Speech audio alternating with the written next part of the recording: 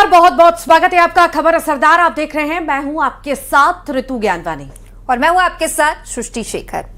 Iran और America Israel के बीच हुए युद्ध की बात करेंगे तो ये युद्ध अब तेज हो चुका है और अब ये टकराव सिर्फ 3 देशों तक सीमित नहीं है। ईरान ने अपने ऊपर हुए हमले का जवाब ऐसा दिया कि पश्चिम एशिया जल उठा। अरब वर्ल्ड धधक उठा है और मिडिल ईस्ट में युद्ध अब महायुद्ध में बदल गया है। देखिए। To the members of the Islamic Revolutionary Guard, the armed forces, and all of the police, I say tonight that you must lay down your weapons and have complete immunity, or in the alternative, face certain death. Paschim Asia में जंग भीषण होती जा रही है। Israel और America का Iran के खिलाफ युद्ध अब महायुद्ध में बदल गया है। हर जगह बारूद बरस रहा है। युद्ध रोकने की अमेरिका की एक ही शर्त है, ईरान का सरेंडर, टोटल सरेंडर। मगर ईरान है कि उसने ट्रंप को सरप्राइज देना शुरू कर दिया है। साइप्रस पर मिसाइलों की बौछार ईरान के एक युद्ध के बदले 12 वॉर जोन एक्टिव कर दिए हैं। ईरान ने ऑपरेशन फतेह खैबर के नाम से अब तक अमेरिका सैन्य अड्डों को जिन देशों को दहलाया है वो है कुवैत, कतर, संयुक्त अरब अमीरात, बहरीन, जॉर्डन, इराक, सऊदी अरब, सीरिया, ओमान और इनके साथ ही ईरान की मिसाइलों का तांडव इजराइल में भी दिख रहा है। लेकिन ट्रंप को चौंकाते हुए ईरान ने साइप्रस को भी रॉकेट का ट्रेलर दिखा दिया है। 12 देशों में बारूद का बवंडर उठ रहा है। पश्चिम एशिया में तबाही मची है। हर जगह विनाश की तस्वीरें आ रही है। धमाकों में पश्चिम एशिया के कई शहर दहल उठे हैं। ईरान पर हमला हुआ तो पलटवार में ईरान की मिसाइलों की मार भी घातक होती जा रही है। इस बीच ईरान ने ऐलान कर दिया है कि अभी हमलों की असल धार दी जाएगी, मतलब विस्फोट ज्यादा विनाशकारी होंगे। इक़्तिदार व इंसजामी गैर काबिल तसव्वुर हम दर मसऊलीन و هم در قوای دفاعی و هم در مردم شکل خواهد گرفت و تردید نکنید که نیروهای دفاعی ما هنوز एक तरफ अमेरिका और इजराइल, दूसरी तरफ ईरान और उसके समर्पित हथियारबंद संगठन। ईरान के supreme leader Ayatollah Ali Khamenei के मारे जाने के बाद महायुद्ध की आग और भड़क रही है। इजराइल और अमेरिका के वार का अब ईरान भी पूरी ताकत से जवाब दे रहा है और अब ईरान इस महायुद्ध में अकेला नहीं रहा। उसे मिला है ट्रिपल एच का साथ, यानी हमास, हिजबुल्लाह और हूथी। गाजा के हमास, लेबनान में हिजबुल्लाह और यमन में हूथी, ये तीनों संगठन जिन्हें ईरान का समर्थन मिलता रहा है अब खुलकर ईरान के लिए मैदान में उतरते दिख रहे हैं और इसे ही कहा गया है ट्रिपल एच गठजोड़। हिजबुल्लाह ने तो सीज फायर तोड़ने का ऐलान कर दिया है और इजराइल पर रॉकेट हमले भी शुरू कर दिए हैं। तो उधर यूरोप भी अब चुप नहीं है।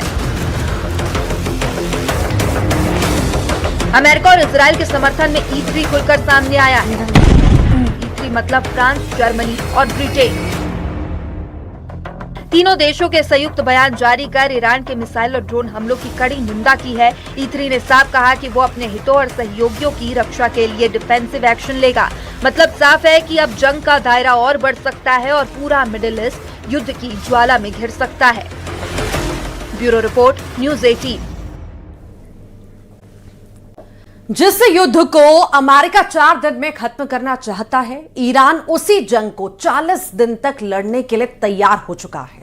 तो अब बात युद्ध से बढ़कर एटम बम वाले युद्ध तक पहुंच चुकी है और अमेरिका और इजराइल ने ईरान पर हमला करके दुनिया को ऐसे युद्ध में झोंक दिया जिसमें ईरान ने 12 देशों को मिसाइल धमाके से वॉर जोन बना दिया है।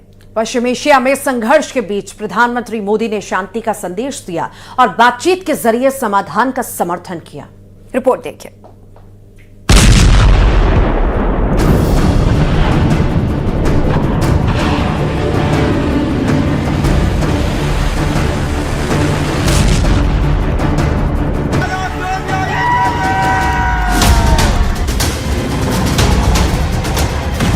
बारूद की गंध, आसमान में ड्रोन, सरहदों पर मिसाइलें। पश्चिम एशिया की जमीन पर जो शुरू हुआ है, क्या वो दुनिया को बड़े युद्ध की ओर ले जाएगा? क्योंकि अमेरिका, इजराइल और ईरान का टकराव अब सिर्फ क्षेत्रीय नहीं बल्कि वैश्विक होता दिख रहा है और पूरा पश्चिम एशिया अब युद्ध की जद में है। पश्चिम एशिया में लगातार बढ़ती संघर्ष पर भारत की भी पैनी नजर है और पीएम मोदी ने भी गंभीर होते हालातों पर चिंता जताई। पीएम मोदी ने एक बार फिर भारत का रुख साफ किया है और भारत को शांति का पक्षधर बताया। पीएम मोदी ने साफ संदेश दिया है कि जहां शांति होगी वहां भारत खड़ा होगा। हम सहमत है कि टेररिज्म, एक्सट्रीमिज्म और रेडिकलाइजेशन दोनों देशों के लिए ही नहीं, पूरी मानवता के लिए साझा और गंभीर चुनौतियां हैं। इनके विरुद्ध हमारा करीबी सहयोग वैश्विक शांति और स्थिरता के लिए अत्यंत महत्वपूर्ण है। पीएम मोदी ने डायलॉग और डिप्लोमेसी के जरिए सभी विवादों के समाधान का समर्थन किया और युद्ध के मैदान में फंसे भारतीयों की सुरक्षा को सर्वोच्च प्राथमिकता बताया। भारत डायलॉग और डिप्लोमेसी के माध्यम से सभी विवादों का समाधान का समर्थन करता है। इस क्षेत्र में मौजूद सभी भारतीय नागरिकों की सुरक्षा के लिए हम सभी देशों के साथ मिलकर काम करते रहेंगे। एक्सेलेंसी, आपकी यात्रा से हमारे सहयोग के हर क्षेत्र को एक नई ताकत मिली है। उधर युद्ध के बीच ईरान और दुबई समेत कई जगहों पर फंसे मध्य प्रदेश के नागरिकों को लेकर सीएम डॉक्टर मोहन यादव का बयान सामने आया है। सीएम ने भरोसा दिया कि प्रदेश और केंद्र सरकार लगातार संपर्क में है और किसी भी नागरिक को कोई समस्या नहीं होगी।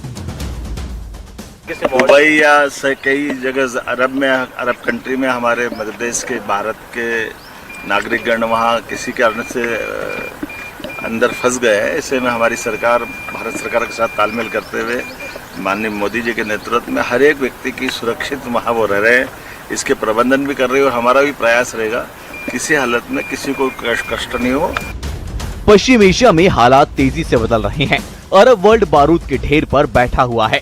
अपने ऊपर हुए हमले के बाद ईरान पर खून सवार है और उसने अमेरिका के दोस्त देशों को निशाना बनाना शुरू कर दिया है। इस बीच हिजबुल्लाह की एंट्री ने इस संघर्ष को और बड़ा बना दिया। अब सवाल यह है कि क्या ये टकराव सीमित रहेगा या बड़े क्षेत्रीय युद्ध में तब्दील होगा। फिलहाल दुनिया की निगाहें पश्चिम एशिया पर टिकी हैं। Bureau report, news 18।